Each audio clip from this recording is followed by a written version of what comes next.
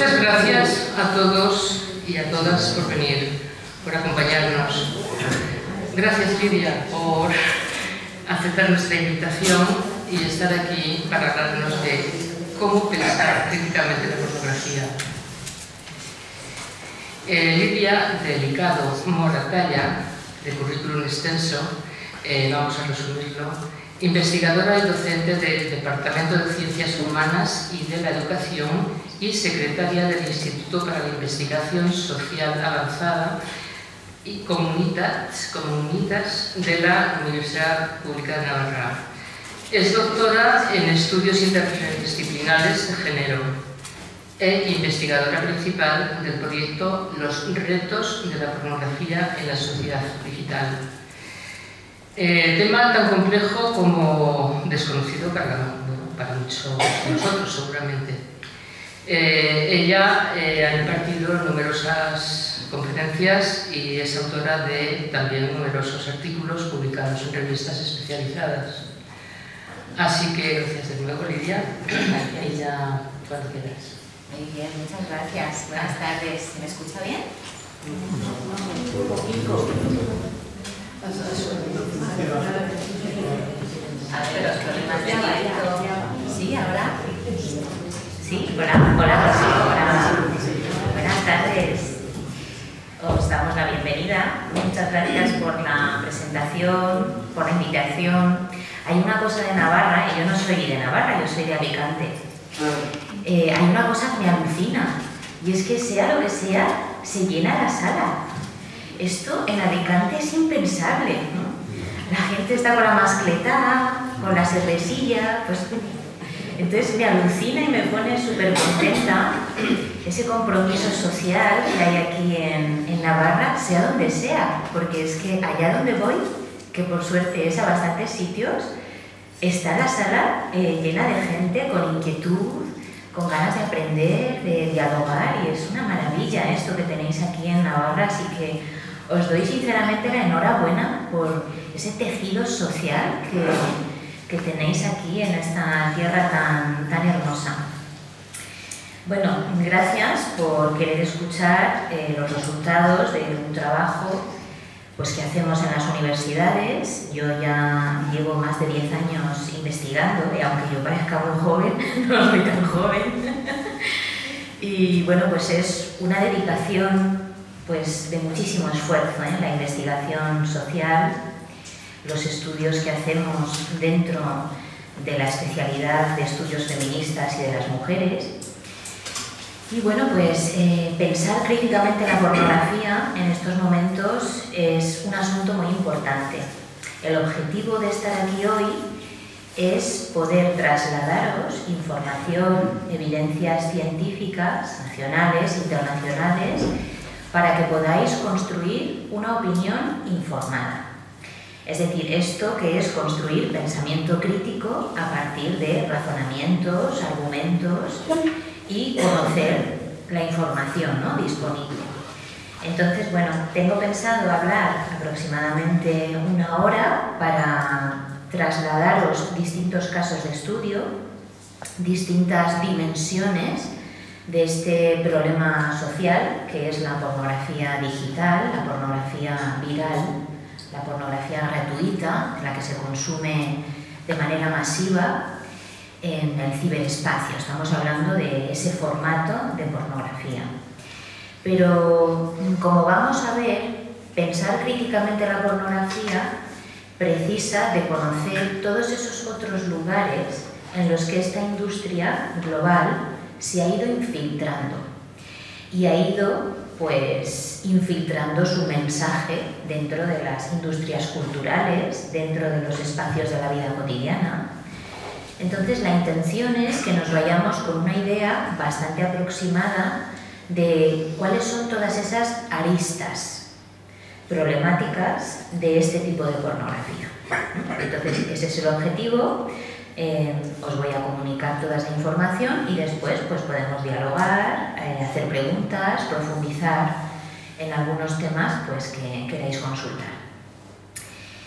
Bien, desde los años 70 los estudios feministas y de las mujeres han tenido interés en la pornografía pornografía porque desde esa segunda mitad del siglo XX se ha ido viendo que tenía un discurso concreto sobre la sexualidad y que ese discurso pasaba y pasa por prácticas que han nacido en significados de violencia.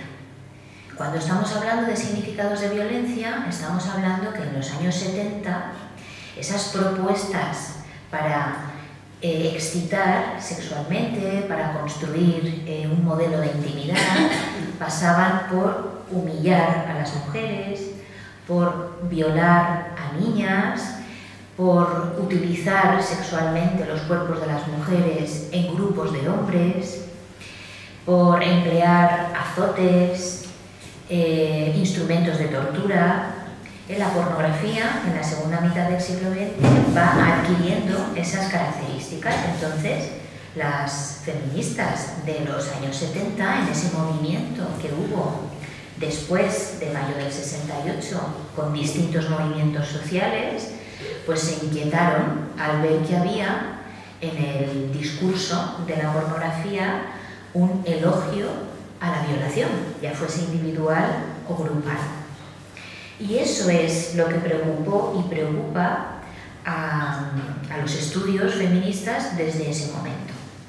Lo que hemos visto ahora es que la pornografía, cuando se ha hecho viral, se ha convertido en un auténtico sistema de legitimación cultural de la violencia en escenarios sexuales. Pues vamos a ver cuáles son esos escenarios, cuáles son esos tipos de vídeos y relatos visuales más consumidos, más buscados. Aquí tenemos un ejemplo de por qué estamos hablando de ese sistema que está funcionando como un sistema de legitimación cultural de la violencia contra las mujeres y las niñas.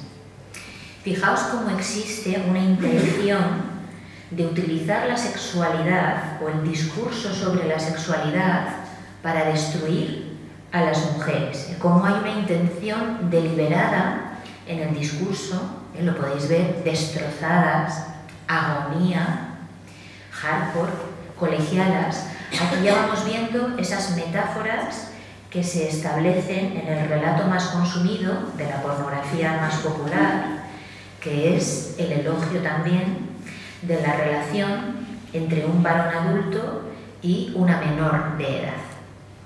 Estos van a ser algunos de los puntos centrales de ese modelo de pornografía más consumida. Claro, cuando hay una intención de utilizar la sexualidad para dañar y hay un lenguaje explícito, se establecen unos objetivos en la práctica de la sexualidad.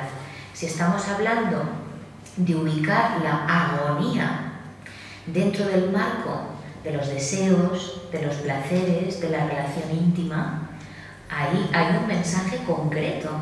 No estamos hablando de un escenario que se esté definiendo por valores próximos a una relación recíproca, a una relación de respeto. Estamos hablando de unas palabras específicamente agresivas hacia las mujeres y las niñas. Hay muchos ejemplos en los que podríamos evidenciar que el discurso de la pornografía y concretamente del tipo sadomasoquista se han ido instalando en producciones para un público de masas, como es esta película, que es una saga de 3 películas que se titula 365 días y que fue una producción de Netflix que se ha consumido pues, en los últimos 3-4 años. Estas 3 entregas de esta película, de este relato, va mucho más allá de aquellas películas de 50 sombras de Grey. ¿Os acordáis? 50 sombras de Grey, que fue pues un conjunto de novelas que se pasaron al cine. Va mucho más allá porque el relato que ofrece en 365 días es aún más explícitamente torturador hacia las mujeres, en concreto hacia la protagonista. Esta película incluye aquellos relatos del Marqués de Sade del siglo XVIII y siglo XIX que es de donde viene el término del sadismo. Bueno, pues vemos que el escenario que planteaba el Marqués de Sade es asumido en el guión de estas 3 películas. Y ha habido una popularización de las prácticas de tortura que ha sido muy importante.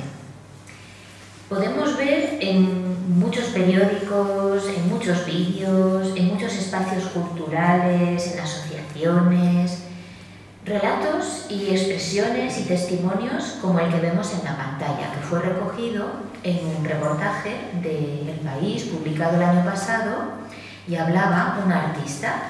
Y la artista decía: lo descubrí, refiriéndose al BDSM, al sadomasoquismo, lo descubrí por casualidad estudiando teatro y decidí enfocar mi carrera como artista a esta práctica. Ahora me dedico mínimo 5 horas al día. Y aquí está la clave.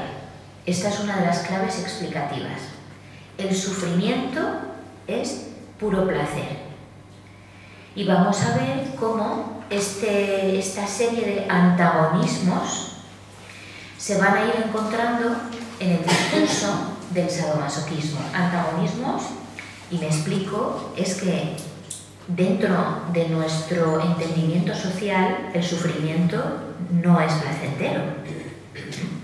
El sufrimiento de las mujeres y el sufrimiento de los hombres no lo hemos descrito socialmente como algo placentero, ¿no?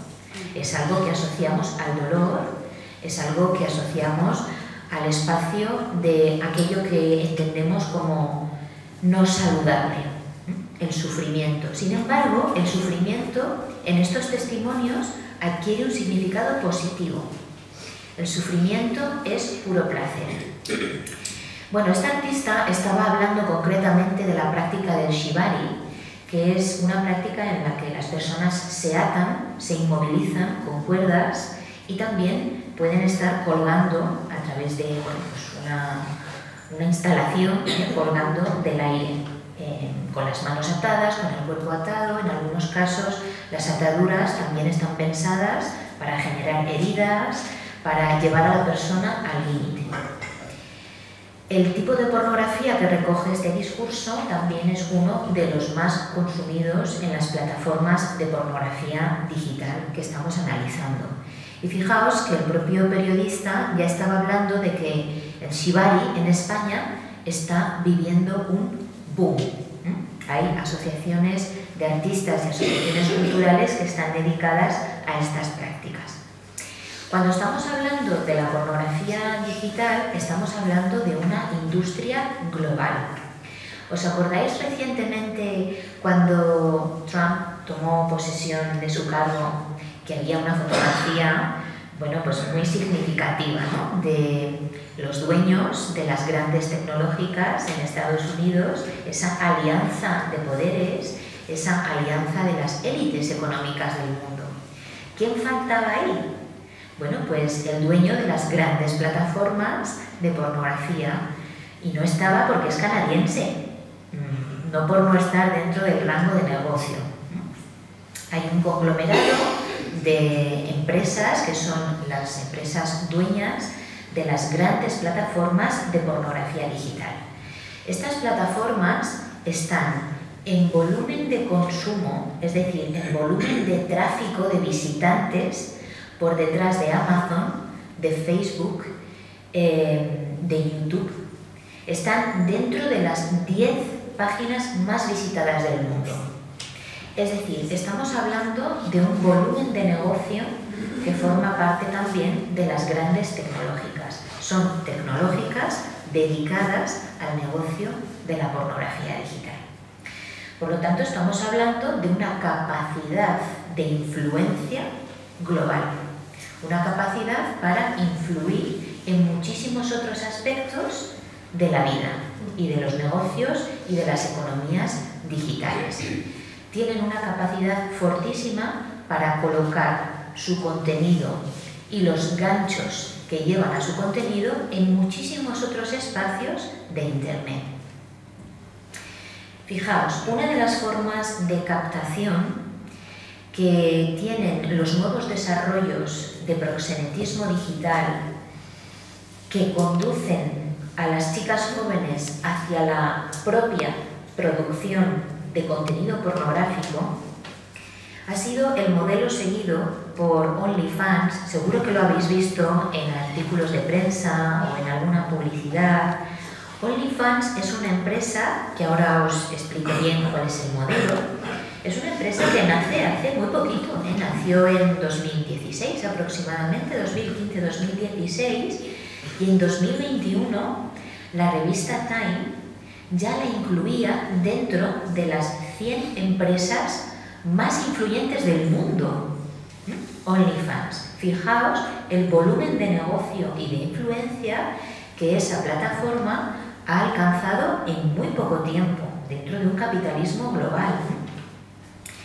OnlyFans es un nuevo modelo, un nuevo formato de pornografía, que consiste en adaptar el modelo de una red social como es Instagram, pero ofrecer el contenido a través del pago y la suscripción a los perfiles. Es igual que Instagram, el mismo exacto modelo, se puede chatear, se pueden hacer vídeos en directo, se cuelgan vídeos y fotografías.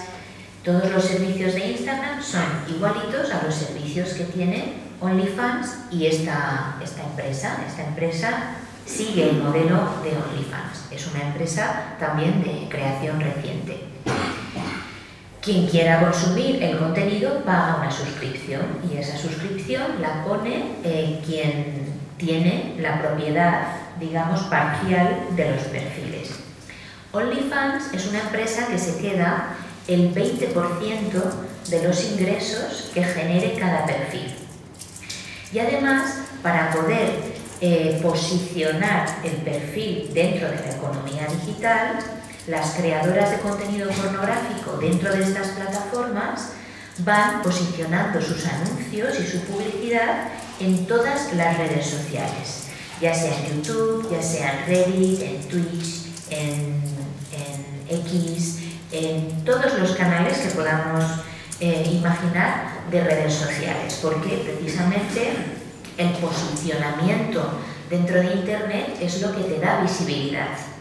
Estas creadoras de contenido, para tener un volumen importante de ingresos, lo que van haciendo es ubicarse y posicionarse en todos los espacios posibles de Internet para poder ser visibles y captar consumidores. Bien, ahora os explicaré más en detalle sobre ese modelo de negocio. Os explico lo que vemos en pantalla en primer lugar. Estas imágenes me las envió el investigador Lluís Ballester de la Universidad de las Islas Baleares y son imágenes tomadas en las calles de Barcelona. Como veis, hay un código QR y hay un par de mensajes. Ese código QR conduce a la aplicación que vemos en la imagen de la derecha, que es una aplicación que se llama Flimbo y que es el mismo modelo de OnlyFans. Pero vamos a detenernos en los mensajes. Y ya vemos esos guiños tradicionales del proxenetismo de toda la vida, pero que se ha ido adaptando al modelo digital. El proxenetismo, el crimen organizado en torno a la explotación sexual de mujeres, se ha ido sofisticando y ha ido encontrando nuevas formas de negocio dentro de Internet. Esta es una de ellas. Fijaos, ¿eres demasiado sexy para ser pobre? Vende tus vídeos. Ya vemos que estos captadores, que este tipo de proxenetismo va buscando chicas que necesitan ingresos. Esta es una forma muy eficaz, que es a mujeres y a chicas que tienen necesidad económica ofrecerles un negocio en el que supuestamente van a tener ingresos de una manera bastante rápida, y con muy pocos pasos. Vamos a fijarnos en la imagen del centro. ¿Te ves bien hasta en pijama? Deberías cobrar por eso. Este mensaje está asociado a lo que una socióloga en el año 2011-2012 decía y explicaba como una idea de las mujeres, como si tuviésemos por el mero hecho de ser mujeres, un capital erótico. Algo así como que un poder de seducción que debe ser introducido en los circuitos de mercado y que debe ser explotado porque es un capital que supuestamente nosotras tenemos y que podemos utilizar en nuestro beneficio. Bueno, aquí hubo mucho debate porque desde luego desde el posicionamiento intelectual del feminismo hay una crítica feroz hacia la idea de que los seres humanos puedan ser mercantilizados en ningún formato, y en particular en el formato sexual, ¿no? La cosificación sexual de las mujeres no es uno de los objetivos que el feminismo busca para la emancipación de las mujeres y para el desarrollo de las sociedades democráticas. Bien, pero aquí vemos esa serie de mensajes que se van viendo en las calles de cualquier ciudad, en concreto en Barcelona. Estas empresas van ofreciendo mensajes y vídeos que ejemplifican a otras chicas cómo crear los perfiles y cómo empezar a vender el contenido. Y nos detenemos en este caso en la apariencia de esta chica. Es una apariencia infantilizada con una peluca que hace alusión a un modelo, a un modo, a un tipo de pornografía que es la pornografía hentai, que es la pornografía más buscada en el mundo dentro de la mayor plataforma de vídeos que es Pornhub, que forma parte de ese conglomerado de plataformas cuyo dueño es el canadiense que os decía. La pornografía hentai suele producirse pues, con una estética manga oriental japonesa y tiene un relato repetido y una representación repetida. No es la única, pero sí es bastante repetida. Son escenas de chicas muy infantilizadas o que parecen niñas en situaciones sexuales con varones que son o parecen más mayores. En otros casos son niñas con otros chicos jóvenes, pero hay un relato muy parecido a esa idea que se ha ido gestando dentro de la pornografía tradicional, que es la lolita, la colegiala, la adolescente. Bien, ya veis que en estos vídeos además pues ellas aparecen semidesnudas. En este caso yo lo he recortado un poquito, la captura de pantalla, pero ya se puede ver bueno, pues que las piernas están totalmente desnudas y bueno, también la voz que ella emplea, el tipo de maquillaje. Ella ahí está explicando a otras chicas cómo crearse el perfil. Estos son algunos de las maneras y algunas de las maneras en las que se va haciendo ese proceso de captación. Y las encontramos en todas las redes sociales. Esta es en YouTube, que es un canal abierto en el que bueno, pues cualquier chica por la calle puede ver ese cartel, puede entrar y puede decir, ah, pues mira, oye, pues si puedo tener unos ingresos al mes, ¿por qué no? Esto es una captura que bueno, está con ropa, pero ya podemos ver, intuir cuál es esa representación de lo femenino dentro de la pornografía hentai. Y ha sido, como os decía, la más buscada de manera repetida dentro de esta plataforma. ¿Qué sucede con este tipo de pornografía? Bueno, pues que se nos plantea un reto para la protección a menores, no solo por esta pornografía, pero es un ejemplo que os quiero plantear, para que veáis de qué manera en España chicos y chicas de 8 años entran de manera accidental, según los estudios que se han realizado en España, a la pornografía. Pues Rosalía tiene una canción muy exitosa que se titula Hentai. A cualquier criatura le puede gustar esa canción de Rosalía porque es una artista que gusta mucho, que está en todas partes, que es muy popular y que está muy presente en el mundo digital.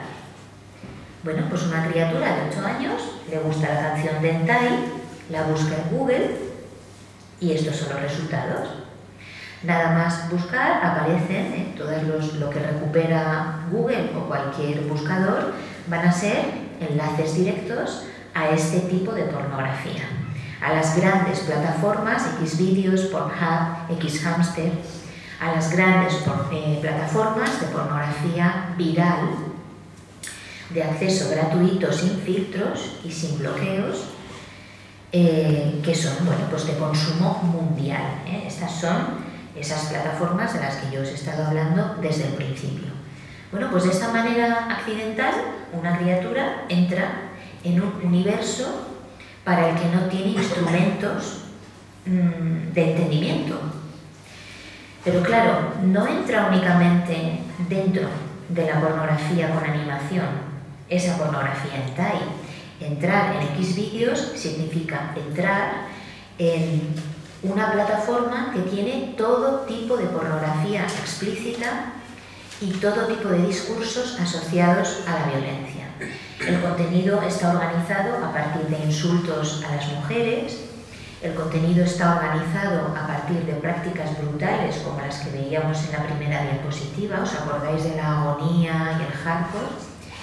También hay contenido pues, en el que aparecen animales, en el que aparecen violaciones que se han filmado y que se suben, otras violaciones están simuladas, que son ese tipo de violación que es la reproducción de un asalto grupal de varones, que se llama gangbang. Ese tipo de pornografía, por ejemplo, entre el año 2021 y 2022, tuvo una subida de búsquedas del 88% en Pornhub. Solamente en un año el interés por buscar el contenido de esas escenas, voy a utilizar un lenguaje muy explícito porque lo necesitamos, pero esas escenas de multipenetración, varios hombres utilizando el cuerpo de una mujer, son las escenas de gangbang. Bueno, pues son esas las que subieron en un 88% según los datos de Pornhub entre 2021 y 2022. Estamos hablando de que estamos cometiendo una negligencia en la protección de menores, porque cualquier menor con un dispositivo con conexión a Internet entra en este contenido de manera casual, de manera accidental, pero ya se está comprobando que genera una disrupción. Porque lo que ven ahí no lo entienden. Una criatura de 8 años no tiene herramientas para poder entender, ni está en una etapa cognitiva ni de desarrollo que pueda entender. Es algo que está totalmente fuera de su cosmovisión. Pero claro, a partir de ahí ya empiezan a ver que esos vídeos en los que están ocurriendo esas escenas pues tienen 200 millones de visualizaciones. Empiezan a ver pues, que todo el mundo está viendo ese contenido. A los 11-12 años, los chicos en España ya tienen un consumo más o menos frecuente, semanal, cada 15 días. Las chicas empiezan más tarde y las motivaciones son muy distintas. Los chicos suelen empezar a consumir esta pornografía para el autoplacer, para excitarse, para aprender, para satisfacer la curiosidad. La curiosidad es pues, bueno, algo totalmente natural en los seres humanos y frente a la ausencia de información y la falta de respuestas a sus preguntas, entran en las plataformas en un lugar en el que bueno, pues tienen un tipo concreto de mensaje. Las chicas, sin embargo, entran más tarde, a los 14-15 años, y lo hacen, fijaos, para saber qué es lo que les gusta a los chicos y qué es lo que se supone que ellas tienen que hacer. Los chicos están centrados en averiguar qué tipo de contenido pueden consumir para disfrutar y ellas están ocupándose de ver cómo les puede gustar a ellos y qué se supone que tienen que hacer. Es decir, ya hay unas actitudes y unas conductas creadas en las que se ve que las mujeres van buscando algún tipo de subordinación sexual o que están pensando cómo se tienen que preparar para gustarles a ellos, para mantener la pareja, en definitiva, pues para saber cuál es su lugar. Mientras que ellos hacen un consumo más centrado en el yo, en el placer, en, bueno, lo que me gusta a mí, lo que a mí me activa el deseo y lo que a mí me produce placer. Bien, uno de los grandes éxitos de este modelo de pornografía que estamos analizando, tanto en las grandes plataformas como en ese formato de Flipbook o OnlyFans, es que no solamente están dentro de todas las redes sociales. Por ejemplo, Twitter, X, desde hace unos meses cambió sus políticas y ya tiene pornografía explícita de estas características. En X ya circula contenido de estas características, en acceso abierto, sin filtros. Pero además de estar dentro de las redes sociales, es que la pornografía ya se ha constituido como un modelo de relación social, porque las personas se están encontrando dentro de esas aplicaciones a partir del modelo que propone la pornografía. Es un lugar de encuentro, de conversación, de compartir gustos, de relacionarse las personas. Es decir, además de estar dentro de las redes sociales, la propia pornografía se ha configurado y se ha consolidado como un modelo de relación social. ¿Me entendéis en ese punto?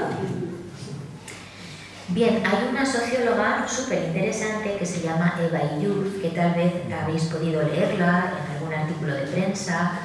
Ella tiene publicaciones muy interesantes sobre el análisis contemporáneo de las relaciones humanas, de la intimidad, de los afectos.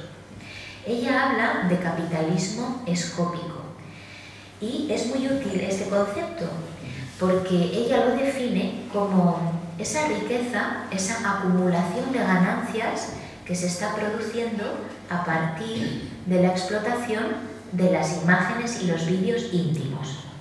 Es decir, estamos hablando de este negocio de pornografía digital. Esas riquezas que se están acumulando en las manos de unas élites económicas masculinas que están haciendo circular todo ese volumen de imágenes a partir de lo que proporciona Internet. Se han creado muchos negocios paralelos, hay muchos intermediarios dentro de estas plataformas y de estas aplicaciones y ha surgido lo que el New York Times denominó el e-pimping o el e-pimp, que es un tipo de proxenetismo digital. Estas empresas ofrecen a las creadoras de contenido de esos perfiles de las aplicaciones de pornografía promocionar el contenido, posicionarlo y además les ofrecen todo un establecimiento de una red de personas que trabajan, por ejemplo, se supo, personas contratadas en Filipinas y en países del sur global que se hacen pasar por las creadoras de contenido. Chatean con los suscriptores y van incentivando un tipo de demanda para que estos suscriptores vayan abonando cada vez más dinero para que las chicas hagan el contenido que ellos quieren.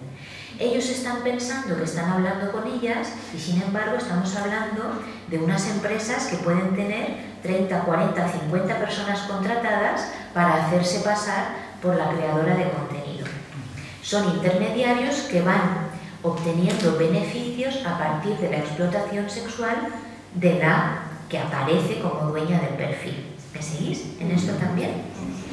Hay muchos sistemas de captación y hay también algún negocio que se ha ido generando a partir de una idea híbrida entre la prostitución y la pornografía.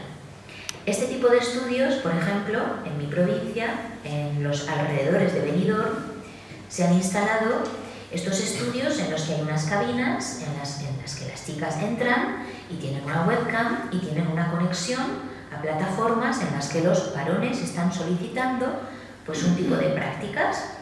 Entonces, yo lo denomino porno prostitución porque se produce ese lugar de encuentro, ¿no?, entre la prostitución y la pornografía. Es un formato de prostitución, pero el producto es pornográfico, porque las chicas están detrás de la webcam haciendo lo que el demandante solicita. Fijaos que estas páginas, bueno, pues ofrecen un volumen muy interesante de ingresos e introducen a las chicas en este tipo de prácticas. Estas prácticas a veces se graban, no solamente están en directo, también se graban y bueno, pues se utilizan por parte de los dueños de las plataformas para distintos fines.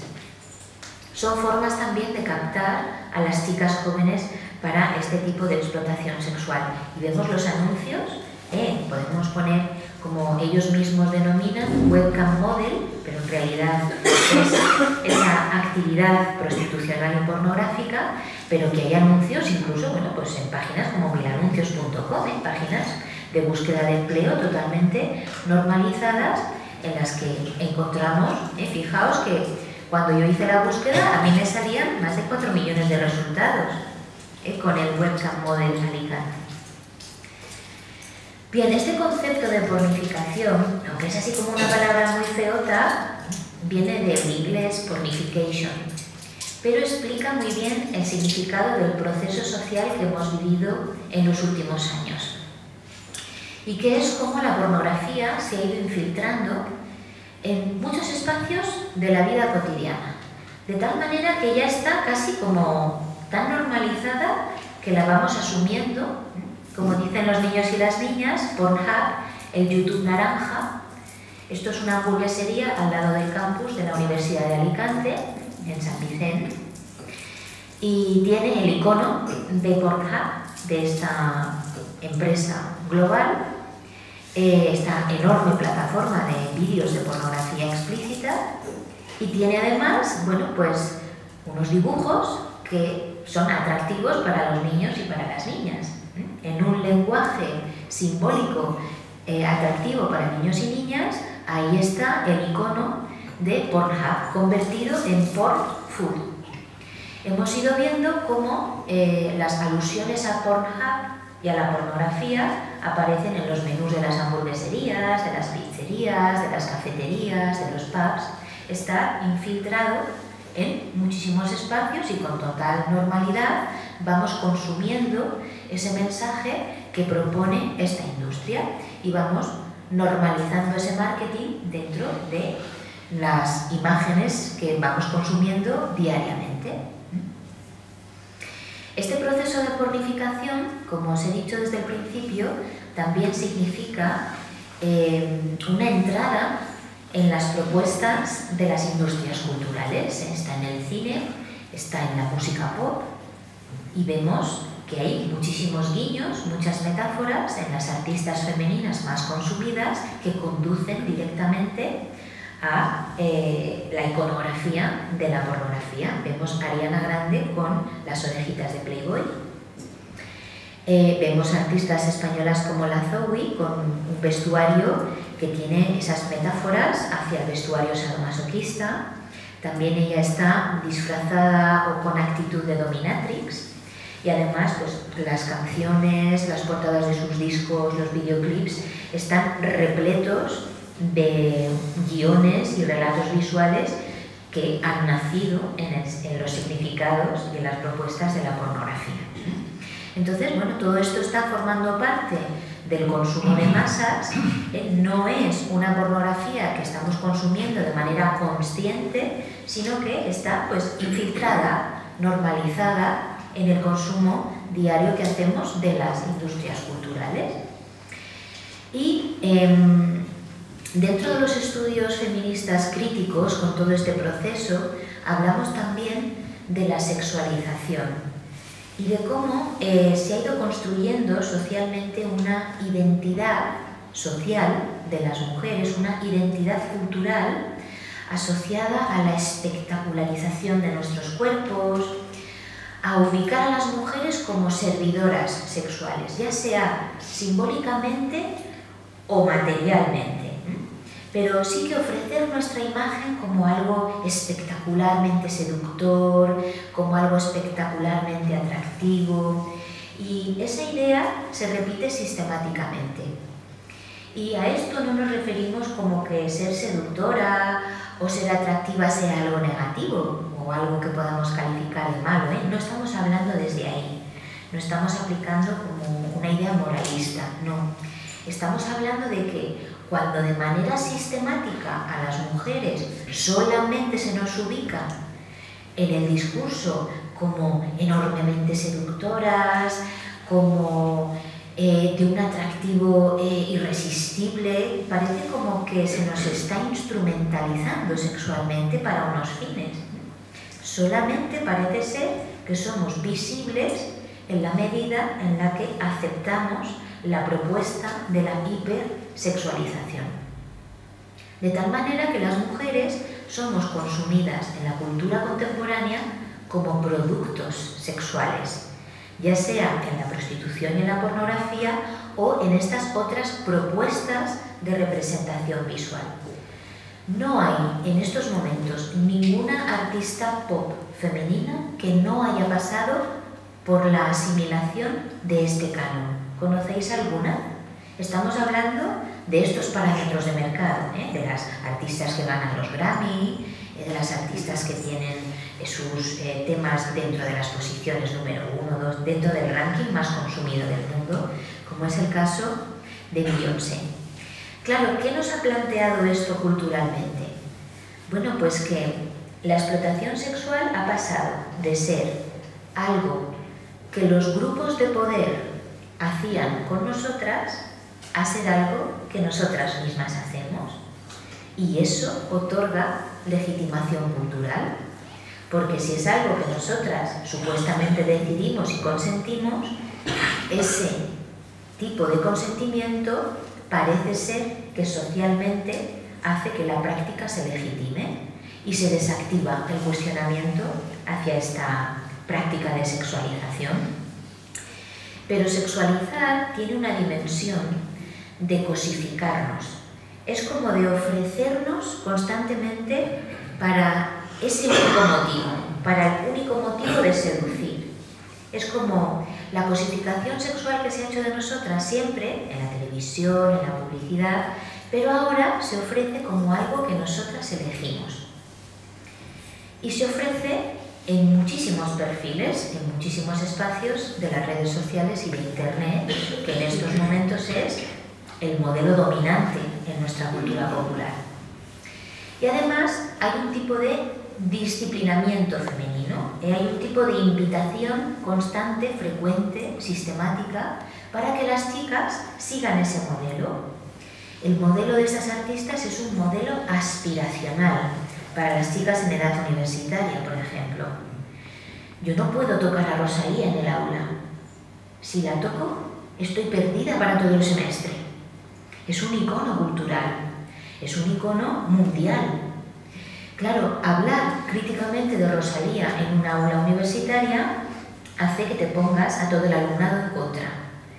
Es absolutamente un modelo aspiracional en todos los aspectos. Lo queramos o no, nos guste o no, lo es. Y tenemos que conocerlo y tenemos que saber cómo operan estos códigos, ¿no? Claro, Rosalía tiene muchísimos selfies, muchísimos. Y Rosalía tiene un perfil en sus redes sociales que está totalmente asociado a lo que tradicionalmente entendemos como pornografía blanda. Casi toda su representación es equivalente y paralela a las portadas de las revistas pornográficas. Y el problema aquí no deriva de que el sexo se esté analizando como algo malo.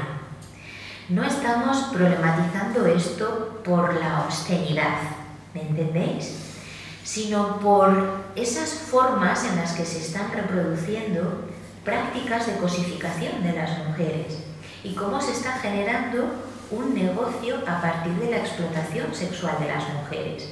Ese es uno de los puntos problemáticos en este asunto.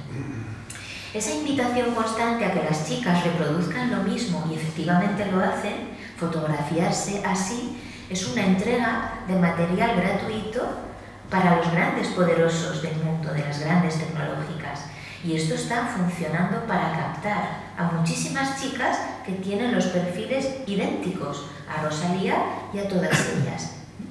Todos los modelos de la industria pop femenina tienen el mismo tipo de representación visual. Mujeres que están tratando de seducir bajo una mirada pornográfica.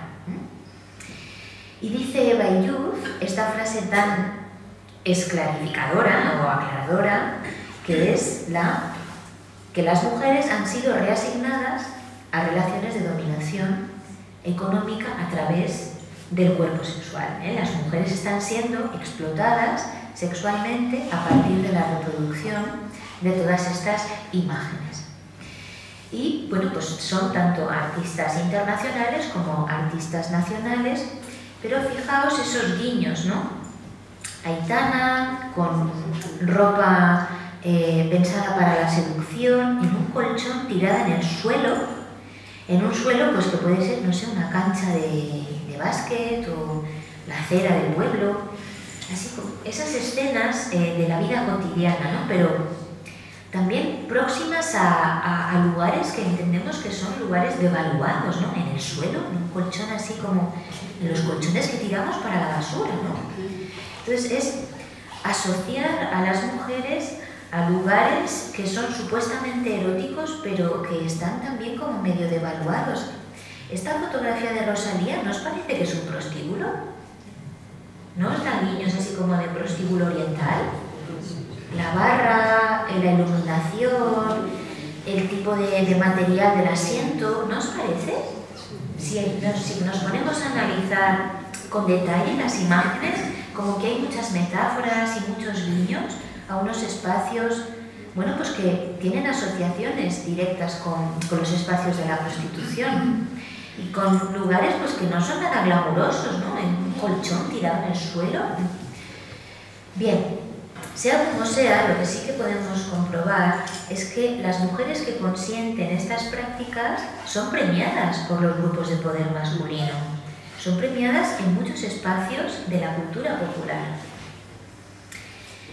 Bien, otro de los aspectos muy problemáticos que se asocian a todo este problema de la pornografía es cómo hay una activación sistemática de narrativas de validación de la servidumbre sexual de las niñas. Hemos hablado de Lolita, pero tenemos que hablar también de esos otros muchos espacios en los que las niñas aparecen seductoras hacia un público adulto. También en mi tierra, todo pasa en mi tierra. Todo pasa en mi tierra, ¿qué os puedo decir? Todo pasa en Alicante. Carlos Mazón era el presidente de la Diputación de Alicante. Es que todo nos pasa todas las desgracias. Bueno, pues en el carnaval de Torrevieja el año pasado, en Alicante, desfilaron unas menores vestidas con ropa de dominatrix, con actitudes seductoras, lencería para menores en el espacio público, en un momento de nuestra sociedad contemporánea en el que todo individuo tiene un móvil, graba y distribuye imágenes. Claro, decía la abuela de una de ellas en la prensa alicantina, pero iban vestidas de Aitana. No lo dudo. No tengo ninguna duda, porque Aitana fue asumiendo, para ganar más público, la iconografía sadomasoquista. Aitana aparece vestida con muchos símbolos y muchas metáforas del sadomasoquismo. Efectivamente, estas niñas podrían ir perfectamente vestidas de Aitana. Bien, pues ya vemos que hay un proceso de normalización de la disponibilidad sexual de las niñas. Las niñas aparecen disponibles sexualmente, desde una perspectiva simbólica y desde una perspectiva concreta. Estas niñas fueron fotografiadas, filmadas y pasadas por un montón de chats, por un montón de redes sociales, aparecieron en todas partes. Bueno, pues eso es un proceso de normalización de la idea de que las niñas tienen supuestamente una capacidad para seducir en estos términos. Cuando las niñas pues tendrían que estar apareciendo con los chorretes del helado, con el bigote del colacao, porque eso es ser una niña, no posar para seducir a la mirada de un varón adulto. Este es un tema muy delicado, no puedo profundizar a no ser que me lo pidáis después, porque no me da tiempo, pero sí que lo quería por lo menos tratar. Desde el año 2010 hay un modelo de muñeca sexual, la sex doll de toda la vida, que se ha sofisticado, que se ha robotizado. Estas no están robotizadas, las que vemos en la imagen, pero fijaos que son muñecas de una apariencia hiperrealista. Las hay de, bueno, digamos una estética un poquito más adulta, pero me interesa destacar estas que, como veis, están extraídas de las páginas de internet en las que se venden. Son muñecas penetrables por varias partes, como las muñecas tradicionales, Pero a partir del uso de estas muñecas hay muchos espacios de internet de pornografía. Varones que hacen uso de estas muñecas refiriéndose a ellas como si fuesen niñas, utilizándolas como si fuesen niñas, hablando con ellas como si fuesen niñas y ubicando la idea de que ellos pueden compartir una práctica sexual con una niña. Estas situaciones de abuso sexual infantil son totalmente normalizadas en sus discursos y en la pornografía que ellos crean. Esta pornografía está en redes sociales, está en YouTube, tienen blogs, tienen foros de 11 millones de suscriptores, forma parte de lo que se denomina manosfera. Ahí comparten su material, comparten sus vídeos, sus imágenes, sus gustos y efectivamente en todas esas imágenes lo que podemos ver es un elogio de la violación. Porque obviamente esta reproducción de niñas simula una niña inconsciente, paralizada. De hecho, estos consumidores pidieron a los fabricantes si podían introducir dispositivos para calentar estos cuerpos, porque sentían que estaban penetrando cadáveres. Y algunas ya incorporan dispositivos para calentar el plástico. Bien, pues esa manera de tratar a las niñas y el abuso sexual infantil como un entretenimiento está presente en todos esos espacios en abierto en Internet. De ahí lo que podemos inferir es que hay un gusto compartido en muchos miles de hombres que ven ese contenido y lo sabemos porque se ve las miles de veces que lo ven y los millones de reproducciones que tienen los vídeos.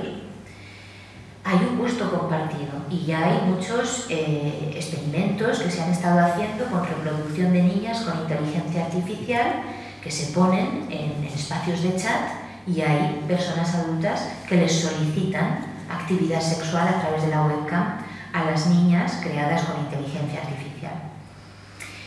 Bien, claro, utilizar estos productos que están paralizados y que simulan mujeres inconscientes es muy parecida al caso Pelicot.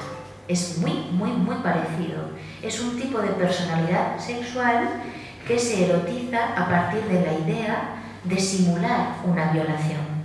Y lo hacen conjuntamente, lo hacen de manera individual, pero luego el material lo comparten. Es una celebración de la idea de la violación. Y este es otro de los puntos problemáticos. Las esclavizan sexualmente, hablan de las muñecas como si fuesen mujeres esclavizadas. Hay una idea de control, de dominación, de poder, asociada a esa sexualidad y asociada a la relación con una mujer. Porque hablan indistintamente de muñecas y mujeres.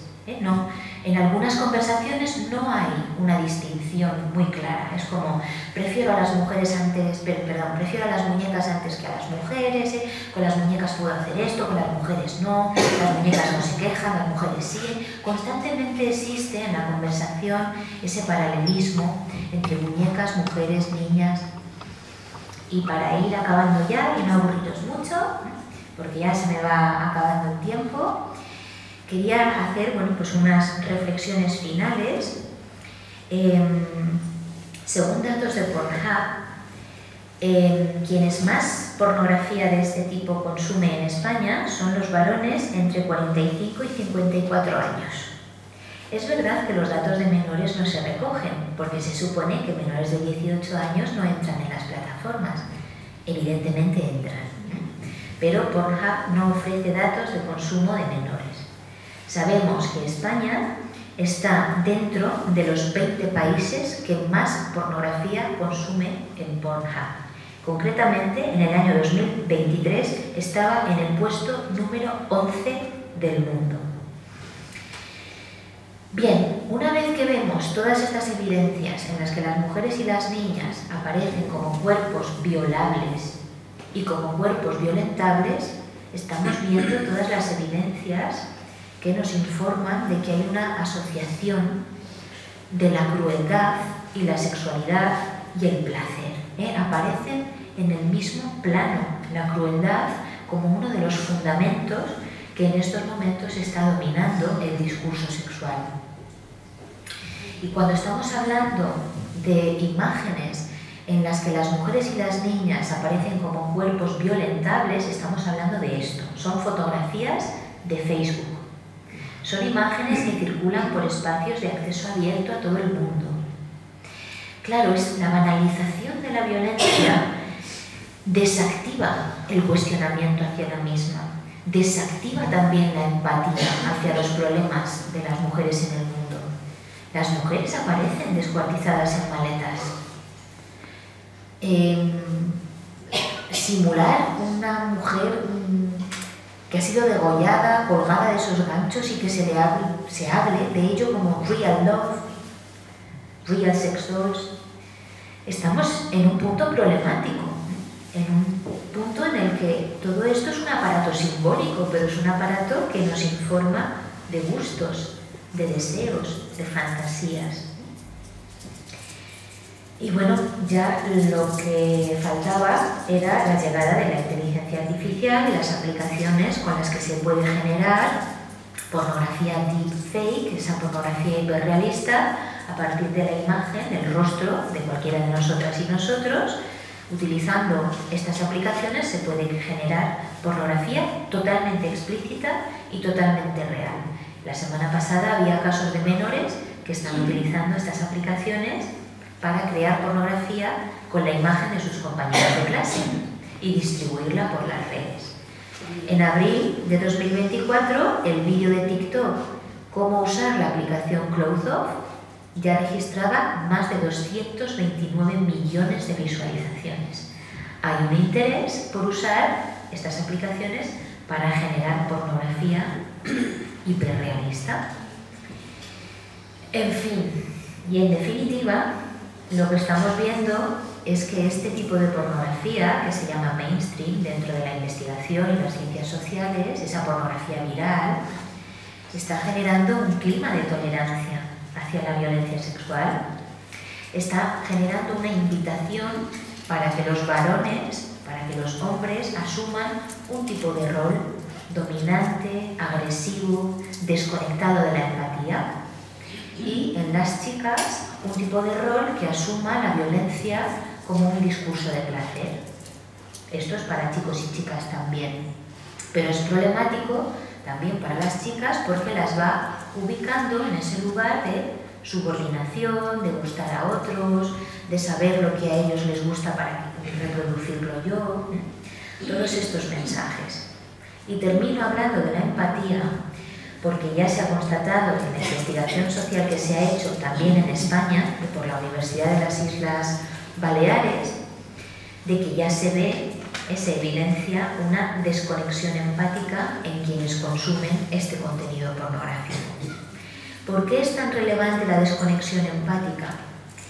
Pues para la prevención de violencia de todo tipo es súper relevante, porque la desactivación de la empatía nos conduce a un escenario en el que se crean las condiciones de posibilidad para violentar.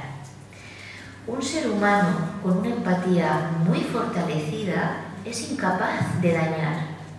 Cuando las personas tenemos la capacidad de ponernos en el lugar de las otras personas, no podemos dañar, porque nuestra empatía, nuestras emociones y nuestros sentimientos nos lo impiden. Somos seres humanos con capacidad empática, pero si esa capacidad empática está dañada, es como que ubicamos el daño a las otras personas en el lugar de lo insignificante, de lo que ¿qué más da? No pasa nada. Es muy necesario y muy importante fortalecer la empatía.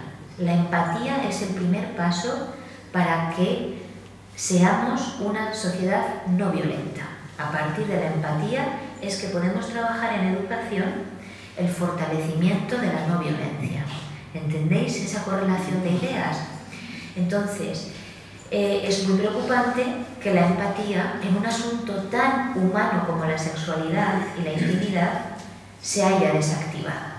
Y veamos que el mundo está fascinado con este mensaje sobre la sexualidad. Y decimos fascinado porque los vídeos de violaciones tienen 175 millones de visualizaciones, 200 millones de visualizaciones, hay un discurso pedófilo asumido, hay una erotización de muchísimas prácticas de violencia totalmente asumidas y bueno, pues esto es un panorama, desde luego, que no colabora con la articulación de la igualdad entre mujeres y hombres, ¿no? Entonces, bueno, pues tenemos que conocer esta realidad, es necesario que podamos construir una opinión informada. También es importante destacar que esta no es la única pornografía que existe en el mundo, no es la única propuesta pornográfica. Hay otros relatos para hablar de la sexualidad, pero no son relatos que estén en acceso gratuito, no son los relatos que se consumen de manera viral. El problema del que estamos hablando es un problema global porque circula en acceso abierto por todos los espacios. Entonces, bueno, pues esos, digamos, que son los puntos que yo quería tratar hoy y ahora, si os parece, pues pasamos a las preguntas, al diálogo y bueno, os doy las gracias también por la atención.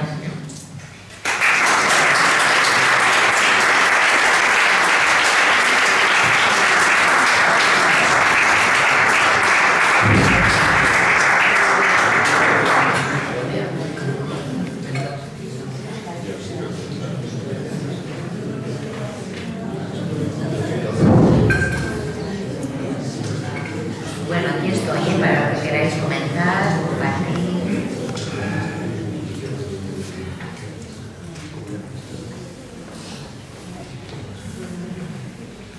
Ah, por ahí hay una palabra, aquí bien.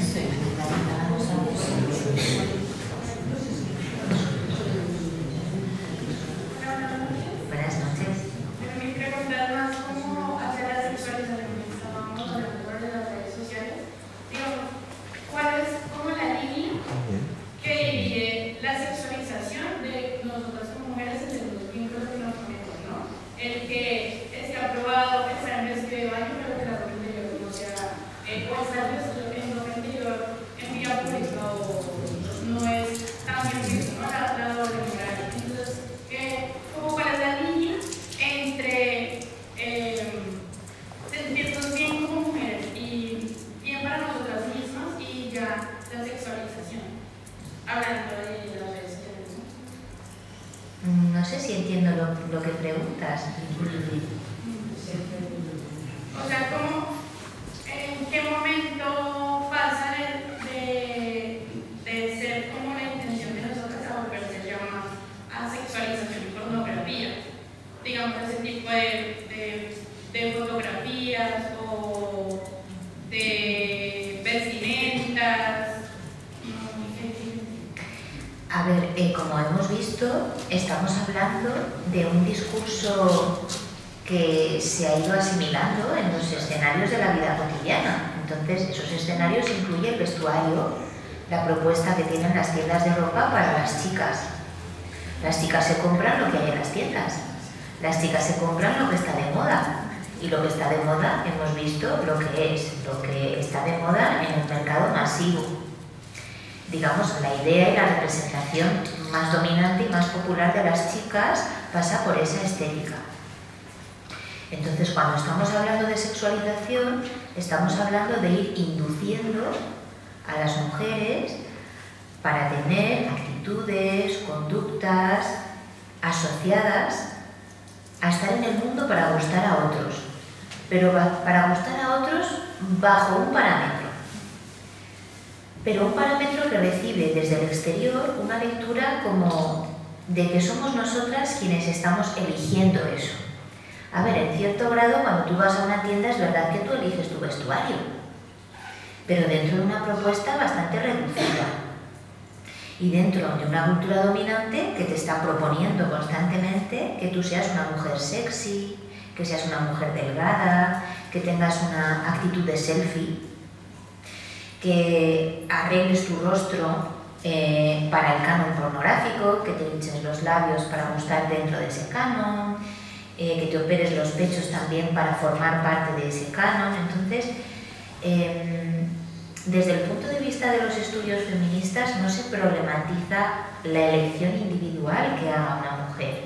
Lo que se problematiza es el modelo cultural que se está ofreciendo y cómo la sociedad sigue haciendo uso de una idea de mujer que es un uso muy determinado que, bueno, está dentro de las finalidades y de los intereses patriarcales, que es seguir ubicando a las mujeres en esos lugares simbólicos asociados a la cosificación sexual. Ese es el problema, uno de los problemas relacionados con la sexualización. No sé si respondo a tu pregunta porque no sé muy bien si la he entendido.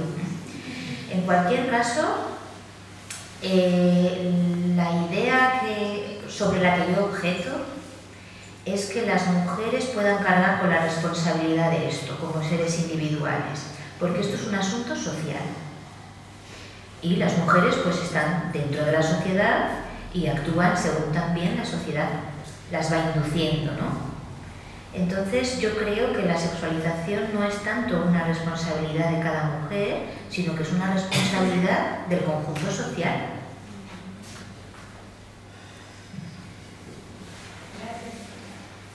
¿Más preguntas o más cosas que queráis compartir, decir?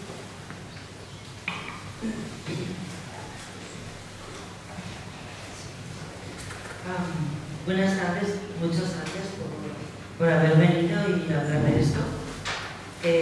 A mí personalmente me ha parecido doloroso escucharlo. Y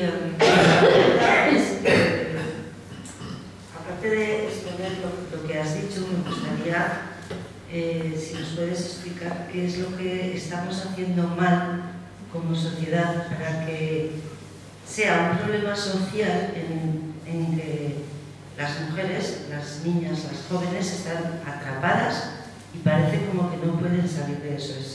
Para mí es demoledor.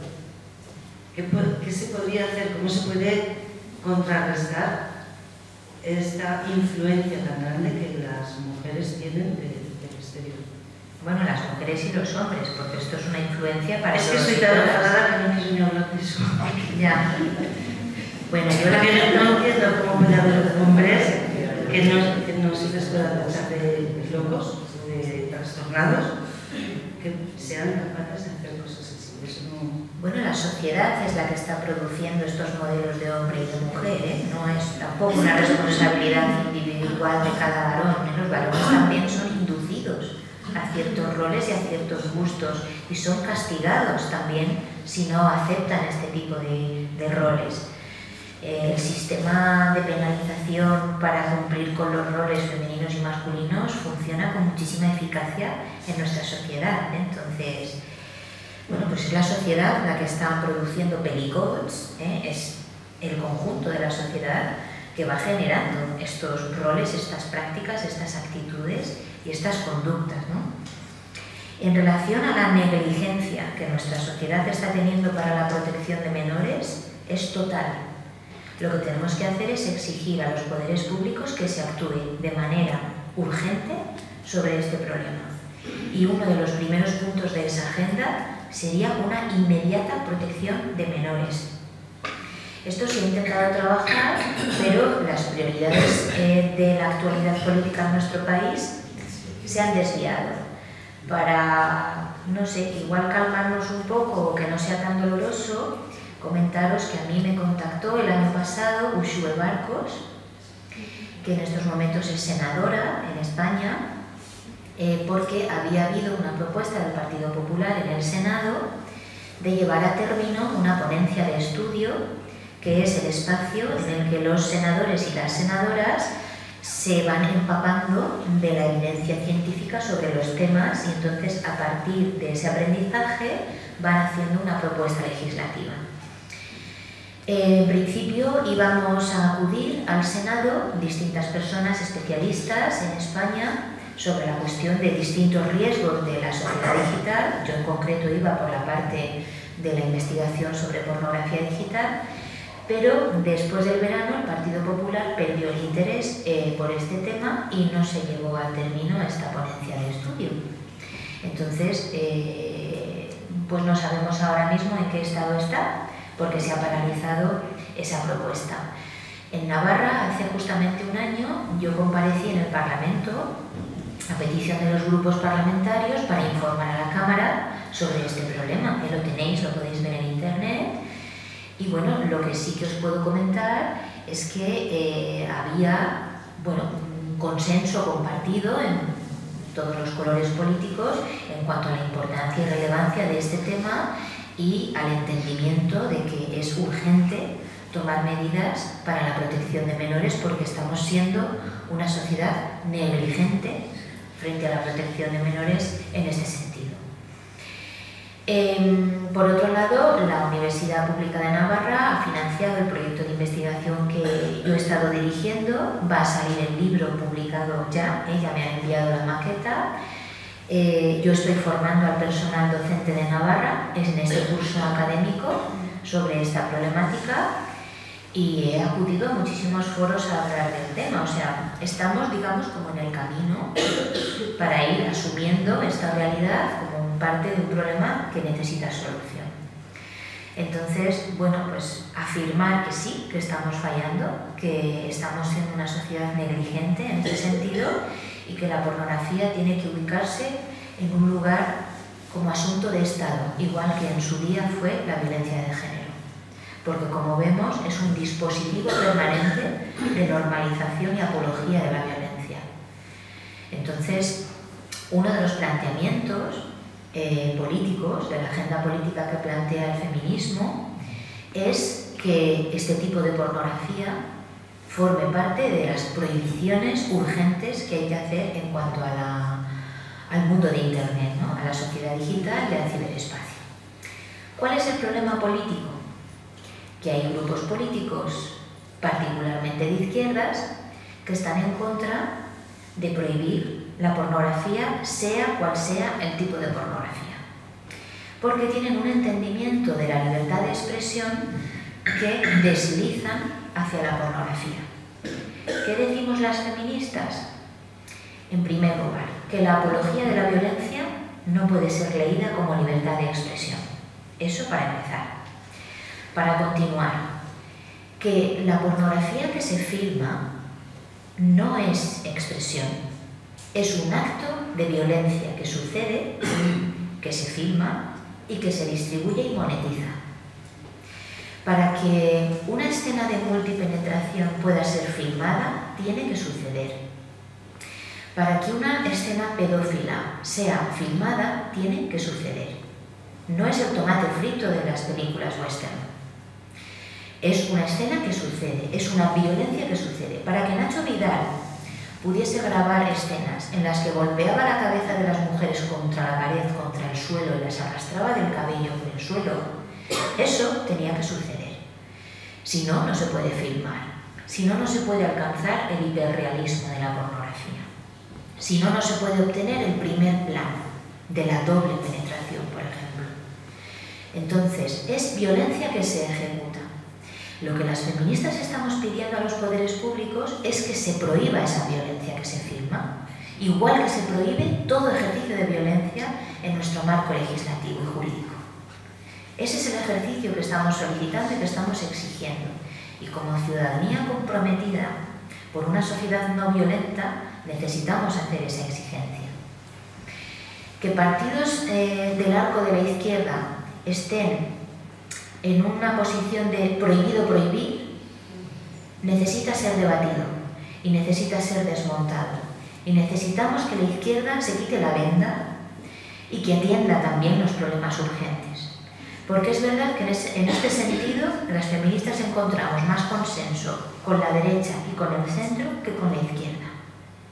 Porque es la izquierda la que más problemas plantea. Y es una izquierda que tiene posiciones muy, muy liberales, desde un libertarismo individual llevado al extremo.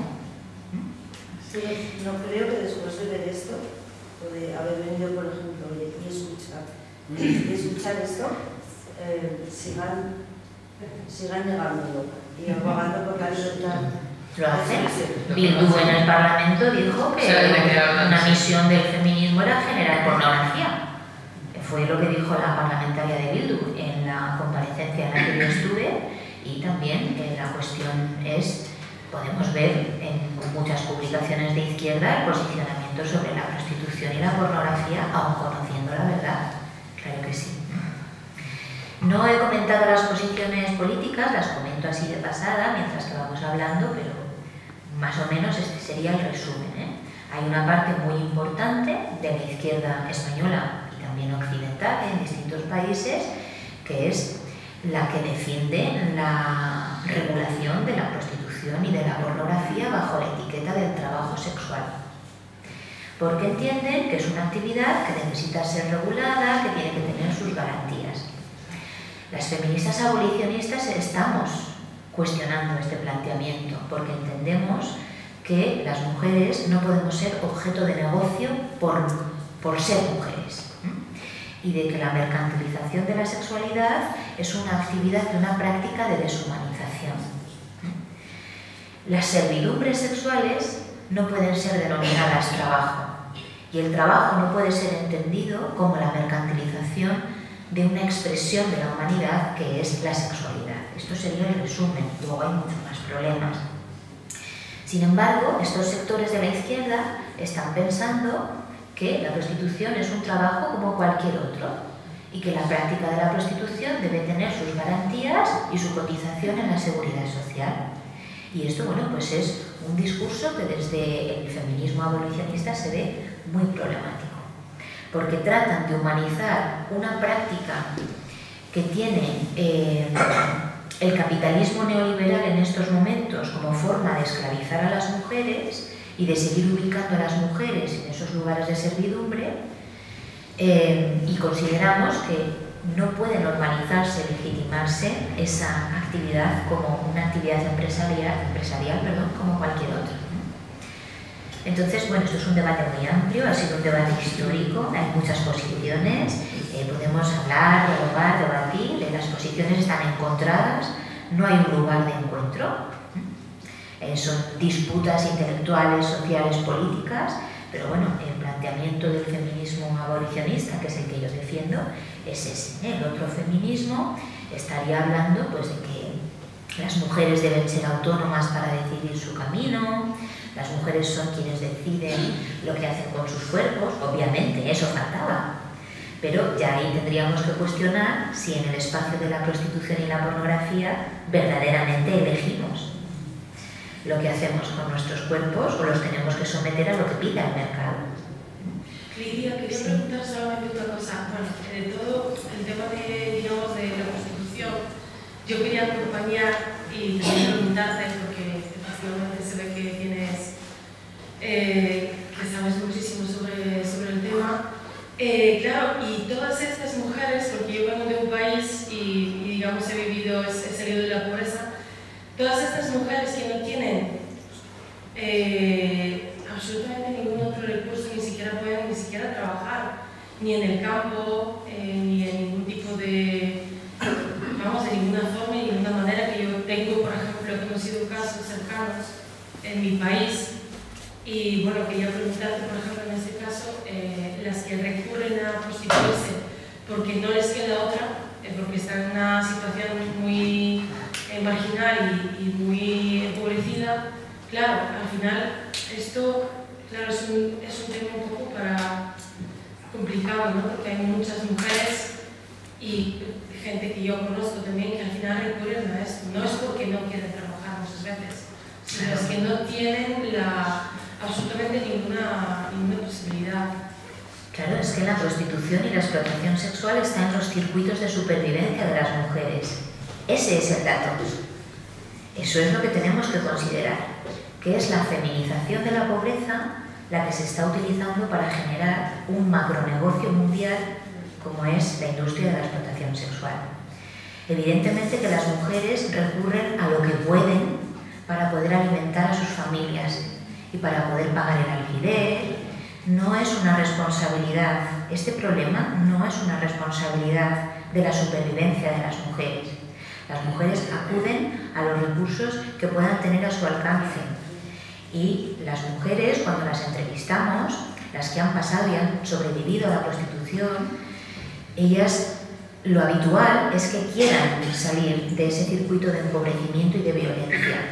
Ese dato es el que nos está anunciando que la prostitución es un sistema de violencia contra las mujeres, que la prostitución es un negocio que aprovecha las desventajas de las mujeres en el mundo para hacer una acumulación de riqueza muy importante. Esta red de trata que se ha destapado en Alicante ha conseguido salvar a 45 mujeres, pero se está hablando de un volumen de 1000 mujeres que movían de un sitio a otro. Claro, quienes tienen el dinero en nuestras sociedades habitualmente como conjunto social son los varones, porque la feminización de la pobreza es un asunto también global. Entonces, el hecho de que las mujeres en situaciones de necesidad tengan que acudir a la prostitución ya nos está hablando de cuál es el problema estructural que es esto y cuán negligentes son los estados que no están atendiendo esa desventaja y desigualdad estructural que ubica a las mujeres en los espacios de la pobreza. Entonces, lo que hay que hacer es decirle a la ministra de Igualdad, que está súper calladita a lo largo de toda la legislación, la legislatura, lo que hay que hacer es decirle, oiga usted, por favor, haga políticas de igualdad, porque no las estamos viendo, haga políticas de igualdad, porque solamente resolviendo el empobrecimiento de las mujeres podremos resolver la cuestión de la explotación sexual. Si no atendemos a toda esa desventaja que tienen las mujeres, vamos a seguir generando las condiciones de posibilidad para que se dé la prostitución. De todas maneras, a todo eso también le tenemos que añadir la dimensión cultural. Si no creciésemos en sociedades que han normalizado la idea de que un varón puede hacer uso del cuerpo de una mujer con un pago por medio, si esa idea fuese culturalmente descartada, también habríamos avanzado bastante. Si hubiésemos conseguido que a través de la educación los mensajes que los varones reciben de prostituye, prostituye, prostituye, prostituye, fuesen desactivados por no, eres un ser humano empático que no puede hacer uso de una persona, un uso instrumental para tus propios placeres. ¿Cómo estos varones en Alicante se metían en esos tugurios que yo también he visitado en mi investigación en Alicante? No esta que se ha destapado, anterior. ¿Cómo pueden meterse en esos tugurios y disfrutar de subordinar sexualmente a una joven colombiana o venezolana? ¿Cómo pueden tener ese aparato? Pues lo tienen porque lo han vivido a través de toda su socialización. Es una construcción social que necesitamos desactivar. Pero necesitamos disponer de los espacios para desactivarla. Necesitamos hablar también a los varones para que lo puedan entender y puedan distribuir ese mensaje. Entonces, bueno, pues contamos con bastantes dificultades porque voces como la que yo estoy proponiendo aquí, en la transmisión que yo estoy haciendo, pues no suele estar en la televisión, no suele estar en espacios de mucha visibilidad. A la televisión van las putas felices a hablar de lo maravilloso que es prostituirse. Entonces, bueno, pues es que tenemos también algunas dificultades para hablar con franqueza de la realidad de este problema. En fin, ya veis que mi postura es muy crítica, yo soy una feminista abolicionista, pero también conozco la otra visión y si queréis preguntar sobre las otras visiones, pues yo también os las traslado. Yo quería decirte que me pareció súper interesante todo lo que has dicho, todo lo que puede suponer. Bueno, en resumidas cuentas, yo tengo dos nietas de 14 y 15 años, abducidas al móvil. El rato que tienen, ahí están. Yo no sé lo que están viendo. Su madre se marcha a trabajar y ahí están. Y a veces sí que por algún gesto, por alguna cosa que pues ha podido ver pornografía, porque el móvil, lo que dices, es libre. ¿Y qué podemos hacer nosotros, aparte de apoyar esa legislatura que tú dices de que se retire? Pero mientras tanto, ¿qué puedo hacer yo con mis nietas? ¿Qué tengo que estar pegada? ¿Ellas saben lo que están viendo? No puede ser. Entonces, ¿qué posibilidades hay para que eso deje de existir, sobre todo en menores de edad? A ver, es evidente que frente a una industria tan poderosa, global, que está en cada uno de los dispositivos con conexión a Internet, en cada uno de los individuos del mundo, no es suficiente el diálogo con las y los menores, no es suficiente la educación, es una parte importante, pero no es suficiente. tenemos que exigir a los poderes públicos que prohíban una buena parte de las dimensiones de este contenido.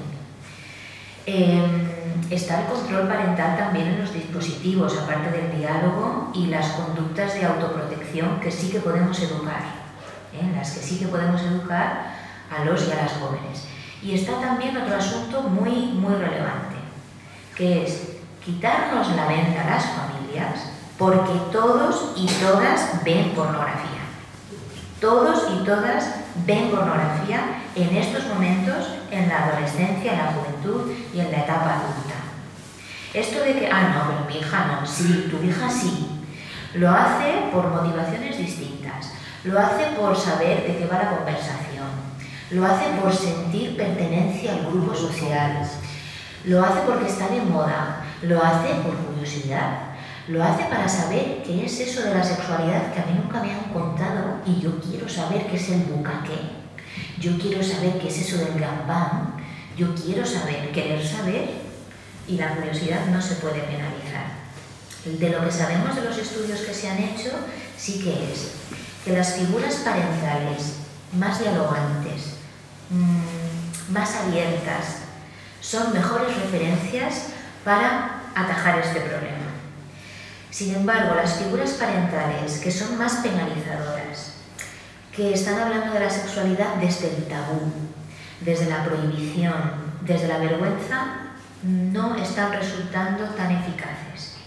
Por lo tanto, dialogar, educar a los y a las jóvenes en conductas de autoprotección dentro de la navegación por Internet, informar de cuáles son todos esos significados de la violencia que se ve en la pornografía y tratar de producir posiciones críticas para que puedan discernir qué es lo que están viendo, qué es lo que están consumiendo y qué es lo que están produciendo. No obstante, no solamente es problemático el uso que los jóvenes y las jóvenes están haciendo de la pornografía. Los jóvenes y las jóvenes están interactuando con un mundo fascinado, un mundo adulto fascinado con la pornografía. Entonces, es que no es un asunto solo de la juventud, es que aquí estamos todas las personas involucradas. Las figuras parentales con las que estos adolescentes y estas adolescentes interactúan están fascinadas también con el bucaque. Entonces, bueno, pues es un asunto a tener en cuenta también en nuestra reflexión. ¿Qué tenemos que hacer? Todo lo que esté a nuestro alcance, todo. Desde controlar el acceso del móvil, la supervisión, el acompañamiento, la vigilancia, la información sobre lo que hay, hablar de sexualidad con nuestros hijos e hijas, en las familias, promover la educación sexoafectiva y la ética del amor en la educación en todas las etapas, exigir a los poderes públicos en todas las instituciones que se hagan cargo de este problema y dejar de ser una sociedad negligente frente a esto. Esa sería la propuesta, ¿no? Todo lo que esté a nuestro alcance, bienvenido. Estar aquí ya es un acto de compromiso en lo que habéis hecho esta tarde, porque ahora vais a ser también dispositivos de diálogo con otras personas, ¿no? Y bueno, pues de eso se trata, ¿no? De que nos eduquemos frente a los problemas sociales y podamos actuar. Allí hay otra pregunta. Voy a beber un poco de agua, ¿vale? No sé si me escucha. Sí. No sé si es un poco volver a la prostitución, que ya sacamos un tema que me interesa bastante. Entonces quería preguntarte cómo sabes debatir, porque yo lo siento muchas veces, pero es algo que me frustra mucho. Entonces, ¿cómo debatir contra alguien que te dice que tiene que existir una prostitución? Porque si no existirían como muchas más violaciones. Porque esto creo que está bastante normalizado. Es que eso es una falacia. Creo que es una vergüenza que pensemos todavía en 2025 que haya mujeres de una clase que se pueden violar pagando con intercambio de dinero, es vergonzoso, y que otro tipo de mujeres no somos de esa clase social. O no sé si me haces explicando bien. Sí, te estás explicando muy bien. Yo ya sé que esto es uno de los grandes mitos, pero es que es una falacia. Y de todas maneras, ¿qué estamos hablando? ¿Que la violación es algo que no podemos resolver? ¿Es como ubicar a los varones en una idea de que por naturaleza son violadores? Esto no lo defendería ninguna científica social. La violación es una construcción social, es una construcción de poder y dominación. No forma parte de la naturaleza de ningún hombre. Se les induce a ello. Entonces, no podemos admitir bajo ningún aspecto que la violación se pueda naturalizar. O sea, lo que tenemos que desactivar es esa idea. No sé, ¿qué tienen entonces los varones? ¿Un alien entre las piernas que circula sin ningún tipo de ética? ¿No? ¿Como que tiene vida propia eso? ¿No? La cosa es que desde pequeñitos no se les ha enfocado un poco eso, que al final siempre tienen el poder sobre la mujer y que ellos deciden. Y por eso yo creo lo que mencionabas antes de que las niñas cuando ven pornografía, ¿no? Buscan un poco ese complacer al chico, al adolescente en este caso, ¿no? Porque queremos siempre darlo todo y por eso pasamos por ese dolor que no es placer. Sí, pero eso es algo distinto, ¿eh? Eso es algo distinto a la falacia de que la violación sea inevitable. La violación es totalmente evitable, educando para no violar, para respetar, para la mutualidad y en una relación interpersonal basada en la ética y en el compromiso con el bienestar de las personas. Es que nos tenemos que centrar en esos valores, en dejar de promover actitudes que conduzcan a la violación. Y es que los varones van recibiendo el mensaje desde que son muy pequeños, en muchos espacios y desde muchos dispositivos. Entonces, bueno, lo que tenemos que asumir es un compromiso para dejar de emitir mensajes que normalicen la violación. Entonces, es totalmente penalizable esa posición. Los varones no son violadores por naturaleza, ni muchísimo menos, nada que ver con la naturaleza humana de los varones.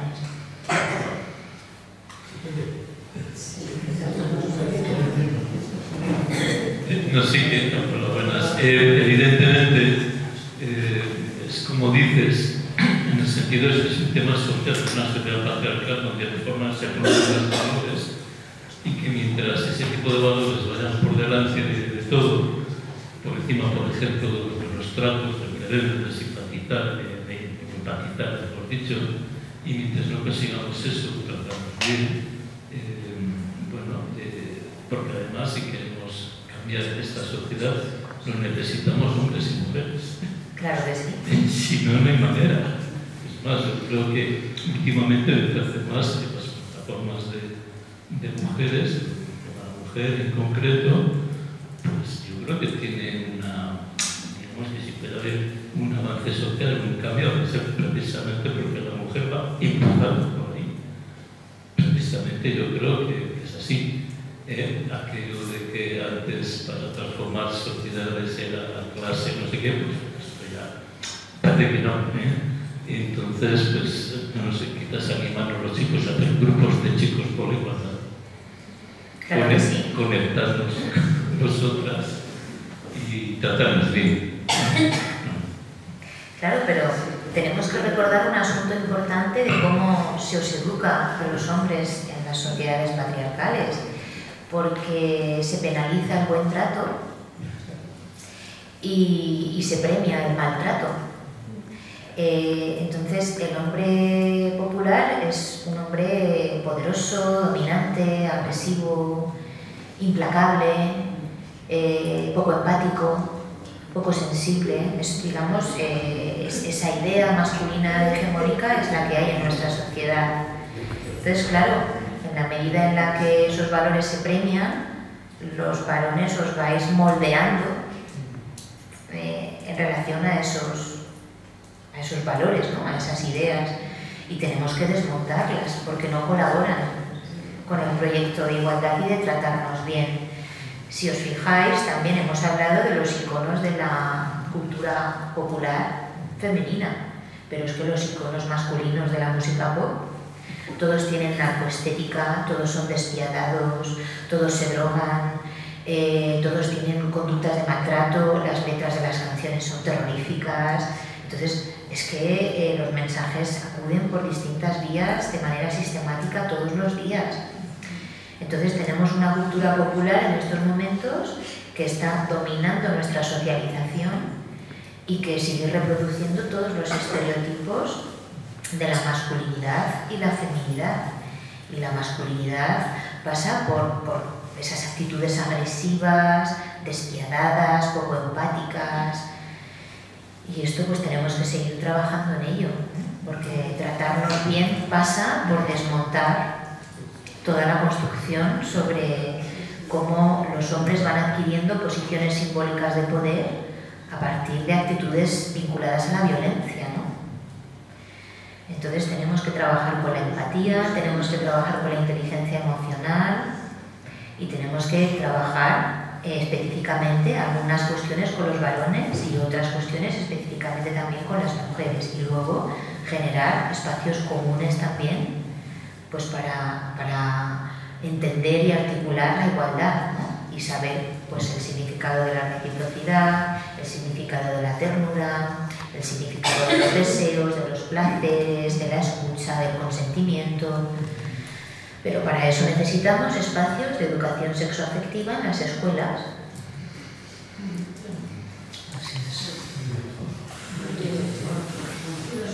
Bueno, pero que ya es la hora, ¿eh? Sí, creo que hemos de terminar, ¿verdad?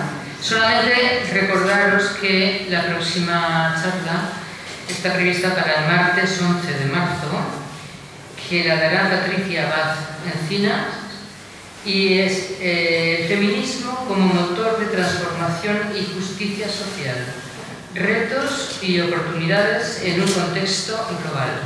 Así que estáis invitados todos y todas.